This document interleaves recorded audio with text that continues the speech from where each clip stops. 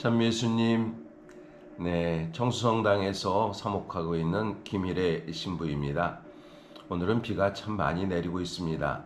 2025년 8월 13일, 내일 모레 성모 승천 대축일입니다.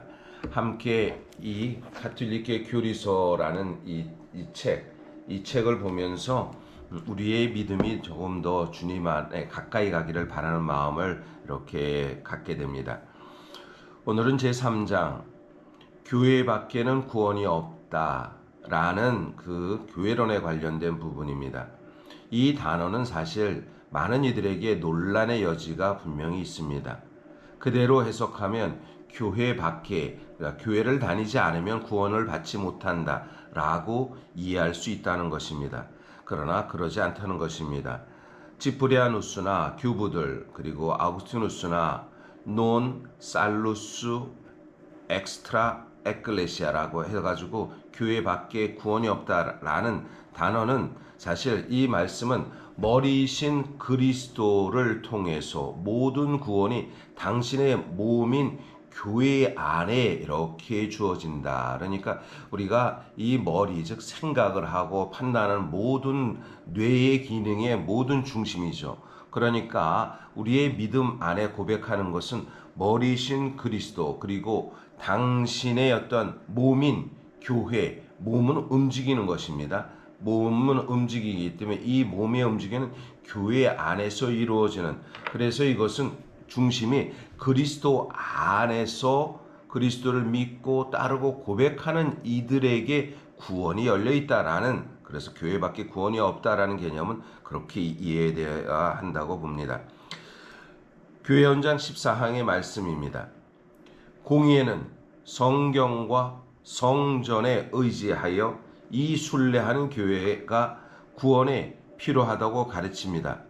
성경과 성전에 의지해서 즉 순례하는 교회, 우리는 지금 계속 끊임없이 순례의 여정, 그리스도와 함께 삶을 살고, 그리고 세상 안에서 그리스도의 빛, 즉 복음화를 드러낼 수 있도록 사는 것. 그래서 일상의 삶을 살지만 영적인 삶을 함께 살아가고 있다라고 말하는 것입니다. 그리스도 한 분만이 중개자요 구원의 길이시며 당신 몸인 교회 안에서 우리와 함께 계시기 때문입니다. 당신 몸인 교회 안에서 우리와 함께 계시다. 그러니까 우리는 교회라는 것이 어떠한 사회적 집단 또는 이익을 누릴 수 있는 것, 그리고 세속의 눈으로 바라볼 수 있는 것이 아니라 영적 집단, 그리고 그 안에 공동선을 어떻게 실현할 수 있는가라는 것을 교회는 끊임없이 드러내고 밝히는 것이라고 말할 수 있습니다. 그리스도께서는 또한 신앙과 세례의 필요성을 분명한 말씀으로 강조하면서 동시에 교회의 필요성도 확인하셨습니다. 나를 따르라, 믿음이지요. 그리고 너희가 나를 따르기 위해서는 세례를 받아라 하면서 당신 자신께서 세례자 요한에게 통해서 세례를 받으셨습니다. 물론 예수님께서는 세례의 필요성을 아셨지만 직접적으로 세례를 베풀지는 않으셨습니다. 그러나 요한복음에서 이렇게 3장에서 예수님께서는 제자들과 함께 세례를 베푸셨다고 말씀합니다.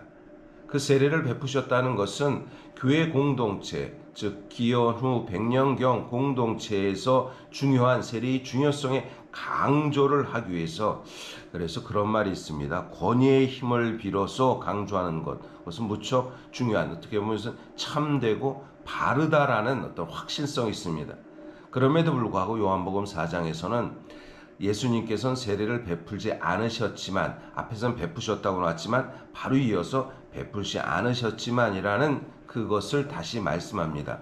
그렇기 때문에 예수님은 직접적으로 당신께서 세례를 베푼 건 아니고, 그러나 예수님은 성체성사를 통해서 구원의 길을 분명히 열어주었습니다. 예수님께서는 최후의 만찬을 통해서 성체성사를 이렇게 드러냈습니다. 사람들은 마치 문과 같은 세례를 통하여 교회에 들어오는 것입니다. 문과 같은 세례를 통해서 인문, 즉 문에 들어온다라는 것입니다. 인문성사라는 것은 우리 가톨릭 교회는 세 가지를 말합니다.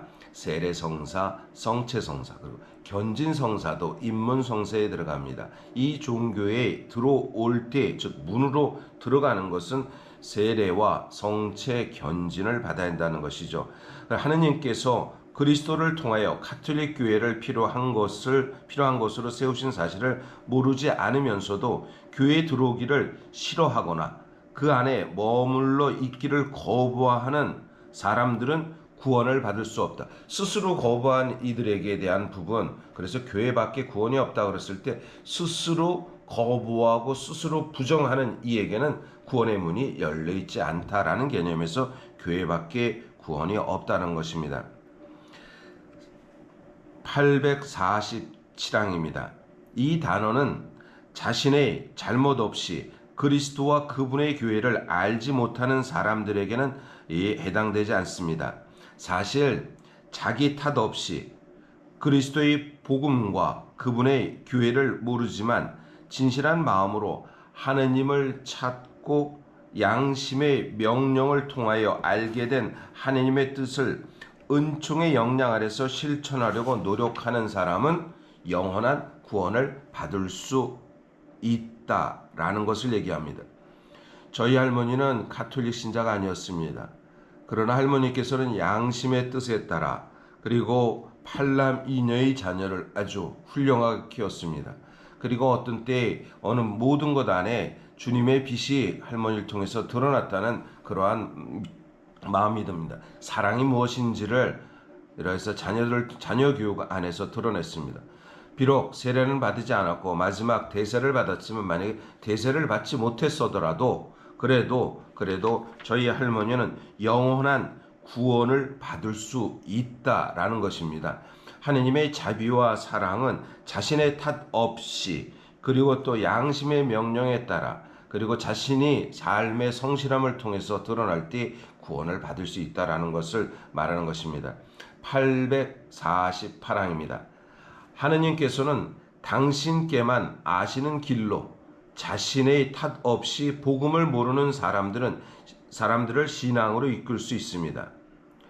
그러나 교회는 복음의 필요성과 동시에 그 거룩한 권리도 가집니다. 즉 우리가 만약에 믿지 않아도 구원을 받을 수 있다라는 말로만 이해된다면 교회의 필요성에 대한 부분이 이렇게 제기되겠죠. 그러나 믿음을 통해서 드러나는 것은 구원의 선포, 즉 그리스도의 빛을 세상에 알리는 것에 있다라는 것을, 그래서 우리가 믿음, 즉 주님을 믿는다는 것은 그리스도를 머리로 그리고 그리스도를 몸으로 우리가 지체로서 그리스도의 구성 안에서 복음의 빛이 우리 각자에게 내린다는 것을 기억했으면 좋겠습니다. 네, 오늘도 주님 안에서 행복한 하루가 되시기를 바랍니다.